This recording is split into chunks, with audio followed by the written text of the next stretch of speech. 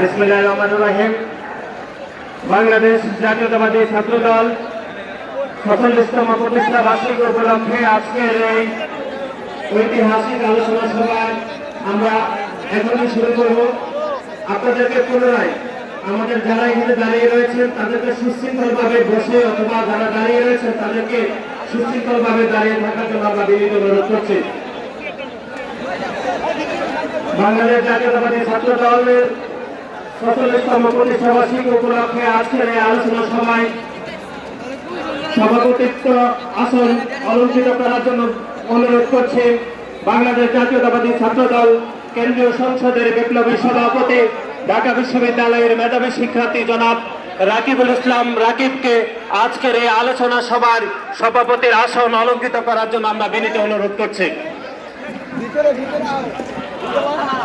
আজকের এই আলোচনা সভায় প্রধান অতিথি হিসেবে উপস্থিত থাকবেন বাংলাদেশ জাতীয়তাবাদী দলের ভারপ্রাপ্ত চেয়ারম্যান এবং ছাত্র দলের সাংগঠনিক অভিভাবক জনাব তারেক রহমান। অল্প কিছুক্ষণের মধ্যে আমাদের এই সমাবেশে উপস্থিত থাকবেন। আপনাদের সবাইকে আমরা পুনরায় বিনীত অনুরোধ করছি অনুষ্ঠান স্থলে আপনারা সুশৃঙ্খলভাবে বসে এবং দাঁড়িয়ে থাকার জন্য আমরা বিনীত অনুরোধ করছি। অনুষ্ঠানের এই পর্যায়ে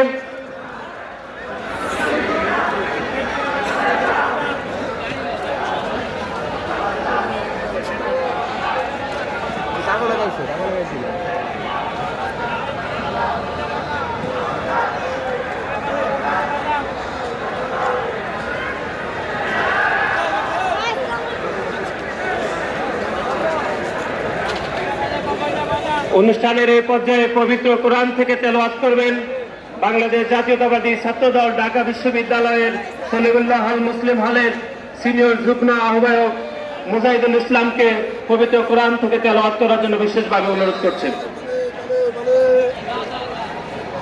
আসসালামু আলাইকুম ওয়া রাহমাতুল্লাহ। আউযু বিল্লাহি মিনাশ শাইতানির রাজীম।